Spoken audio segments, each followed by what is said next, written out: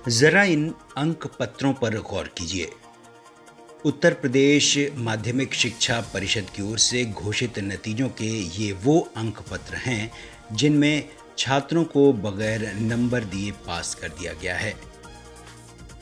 Corona काल में जिस तरह अफरा तफरी में 2020-21 की परीक्षाएं रद्द की गईं और छात्रों को बगैर किसी फॉर्मूले के अगली क्लास में प्रमोट कर दिया गया या फेल कर दिया गया, इसकी ये एक बानगी भर है।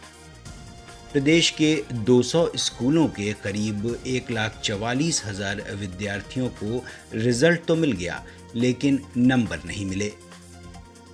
नंबर की जगह अंकपत्र में क्रॉस का निशान बना है।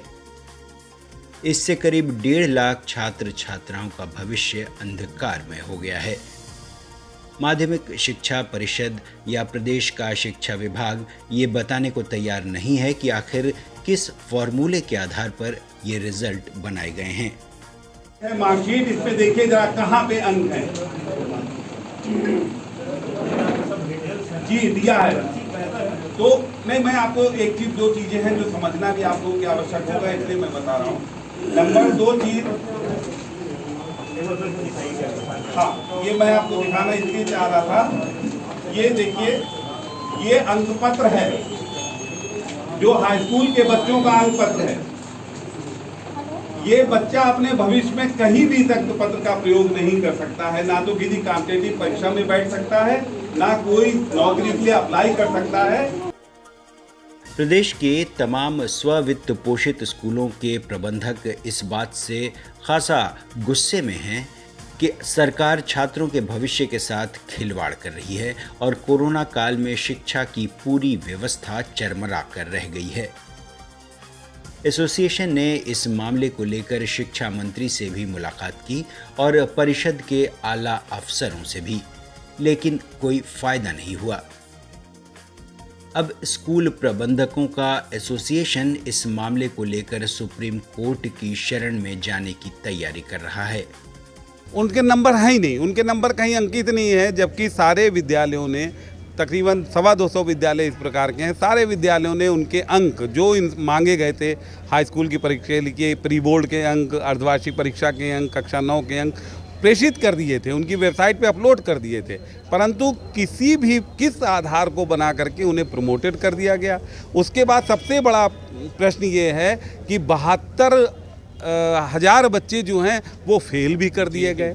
तो जब परीक्षा हुई नहीं, कहीं से उनके अंक आए नहीं, जो अंक थे वो विद्यालयों ने उनको चढ़ा दिए गए, तो ये बच्चे किस आधार पर फेल कर दिए गए, ये बिल्कुल सोच से परे है। और ये माध्यमिक शिक्षा परिषद को अपने इस जो भी उन्होंने फार्मूला या जो भी आधार उन्होंने बनाया है, इसको डिस्क्लोज करना चाहिए। क्यों? हमारी मेहनत, हमारे अंक, हमारी परीक्षा, सब कुछ बच्चा कर रहा है, लेकिन हमको किस आधार पे अंक मिलेगा ये हम तुमको नहीं बताएंगे। ऐसा नहीं चलेगा। हमारी प्रबंधक एसोसिएशन इसके लिए माननीय उच्च न्यायालय की शरण में जाएगी। किसी भी आधार पर जो 1.5 लाख बच्चों के भविष्य को अंधकारमय बनाने का काम इस सरकार ने किया है, उत्तर प्रदेश माध्यमिक शिक्षा परिषद बोर्ड ने किया है, उसको स्वीकार नहीं होगा। गौरतलब है कि कोरोना काल के दौरान पिछले 2 सत्रों से न तो स्कूल चल पा रहे हैं और न परीक्षाएं करवाई जा रही हैं। सरकार छात्रों को बगैर किसी परीक्षा के पास भी कर रही है और हजारों विद्यार्थियों को बगैर किसी आधार के फेल भी कर दिया गया है। छात्र समझ नहीं पा रहे हैं कि उनका भविष्य क्या होगा और वो कैसे आगे की पढ़ाई कर पाएंगे। 31 जुलाई को परिषद ने इंटरमीडिएट और हाई स्कूल के नतीजे घोषित किए थे और मार्कशीट अपलोड भी कर दी गई, लेकिन उस मार्कशीट की हकीकत जानकर सब हैरान हैं। उधर यूपी सरकार का दावा है कि यूपी बोर्ड की 12वीं का जो रिज़ल्ट है वो जनरल प्रमोशन फार्मूला के आधार पर निकाला गया है, जिसमें 10वीं में 50% प्राप्त अंकों को दिया गया है। कक्षा 11वीं की अर्धवार्षिक और वार्षिक परीक्षा में प्राप्त अंकों के 40% और कक्षा 12वीं प्री बोर्ड में प्राप्त अंकों का 10% के आधार पर अभ्यर्थियों का यूपी 12वीं बोर्ड का रिजल्ट निकाला गया है।